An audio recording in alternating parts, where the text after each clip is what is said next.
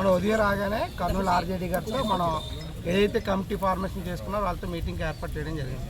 దాదాపు 2 గంటల పాటు మీటింగ్ అయితే పెట్టారు. మొదటగా విఎస్ఏపిని పిలిచారు.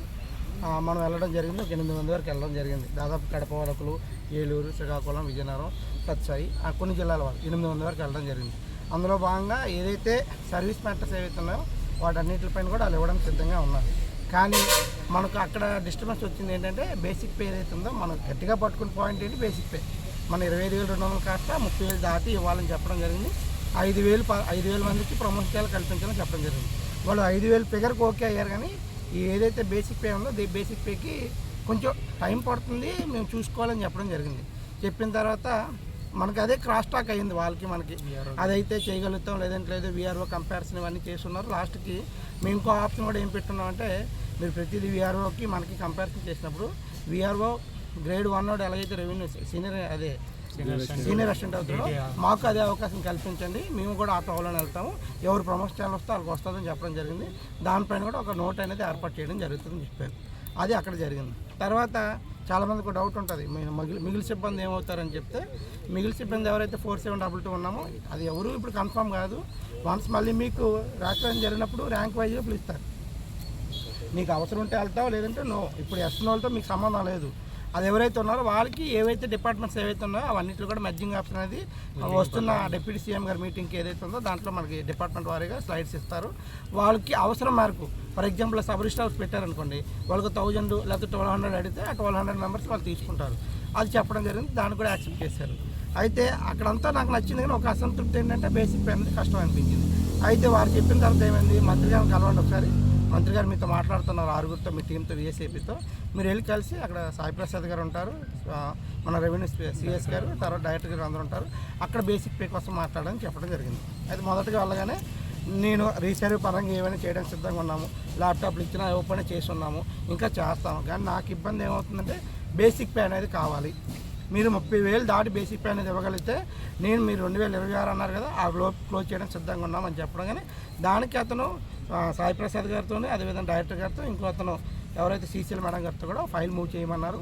మూవ్ చేశాక ఫిబ్రవరి 15వ తారీఖు లోపున మనకి ఏదైతే ప్రపోజల్స్ ఉన్నాయో అన్ని ప్రపోజల్స్ పైన ఓ నోట్ పెట్టి ఆ రోజు మళ్ళీ పిలవడం జరుగుతుందని చెప్పారు. అది అక్కడ జరిగింది. అది మళ్ళీ నేను కూడా 4-5 సార్లకి నాకు బేసిక్ పేనే ఇంపార్టెంట్, పక్క డిపార్ట్మెంట్ బేసిక్ పే చూపించి మరీ అడగడం జరిగింది. దానికి 30,000 రూపాయలు దాటి పెట్టడానికి అతను ట్రై చేస్తా అన్నాడు. సీఎం గారు దృష్టిలో కూడా పెడతా అన్నారు. అతనికి రీసర్వ్ ఆపేమని కూడా అప్పటివరకు తెలియదు పూర్తిగా. అయితే మళ్ళీ డైరెక్టర్ గారు వచ్చి మధుబాబు రీసర్వ్ ఆపించాడంటే ఆపిస్తావా అయితే ఈ సంగతి చూస్తుంది అన్న. తర్వాత నేనేమన్నానంటే సార్ ఒకసారి బయట మా జిల్లా అన్ని జిల్లాల వారు ఉన్నారు, నేను చెప్తే ఒక విధంగా ఉంటుంది, మీరు వచ్చి అసలు మేము అడుగుతున్నాం ఏం చెప్పాలంటే మీరు బయటకు వచ్చిన తర్వాత మీరు అందరూ విన్నది ఇది ఈరోజు ఇక్కడ జరిగింది. ఒకటి అక్కడ నుంచి ఫిబ్రవరి 15వ తారీఖుకి మనకు హామీ ఇచ్చారు. ఫిబ్రవరి 15కి నేను మీటింగ్ మళ్ళీ పెట్టి ఏదైతే మీరు ఇప్పుడు ప్రపోజల్స్ పెట్టారో ప్రతి ప్రపోజల్ పైన మీ అందరికీ నేను చెప్పడం జరుగుతుంది. ఆ పే స్కేల్ కూడా ఆ రోజుకి నేను సాయి ప్రసాద్ గారితో కూడా మాట్లాడి మేము మళ్ళీ ఒకసారి రమ్మన్నారు, సాయి ప్రసాద్ గారి దగ్గరికి వెళ్ళమన్నారు, వెళ్ళి ఒకసారి కన్ఫర్మ్ చేసుకొని చెప్పమన్నారు. ఇది కన్క్లూజన్. ఇప్పుడు ముందుకు ఎలా వెళ్ళాలని మీరు చెప్పండి. ఇప్పుడు మధ్యలో మీరు సాయి ప్రసాద్ గారిని ఇప్పుడు అంటే మనకు రేపు పెన్షన్స్ పంచుతాం. సండే మండే ఉంటాను, మండే మీరు ఉంటారు. మండే కల్లా సరా లేకపోతే ఈ వీక్లో 15 days బిట్వీన్ మధ్యలో అంటే నాకు సండే రెవెన్యూ, విఆర్ఓ, విఆర్ఏ, తహసీల్దార్, ఆర్ఎస్డిటీలు అందరితో ఒక మీటింగ్ ఉంది ఇక్కడ. యాక్చువల్గా రెవెన్యూ జేఏసీ అనేది ఆదివారం పూట ఇక్కడ ఏర్పాటు చేస్తున్నాం Feb 2.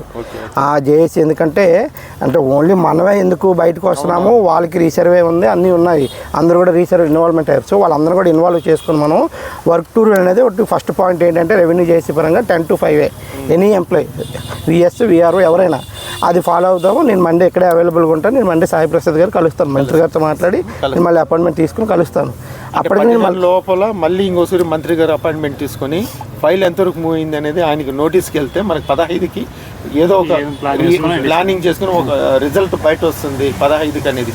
మనం ఆయన 15 చెప్పడం 15 రోజులు వీళ్ళు చేయలేదు, పోస్ట్ పోన్ అయింది, వీళ్ళు వేరే వర్క్లో మర్చిపోతారు, మనం ఫాలోఅప్ చేస్తుండాలి ఇక్కడ ఒకరో ఇద్దరు ఉండి అనేది. అది అప్డేట్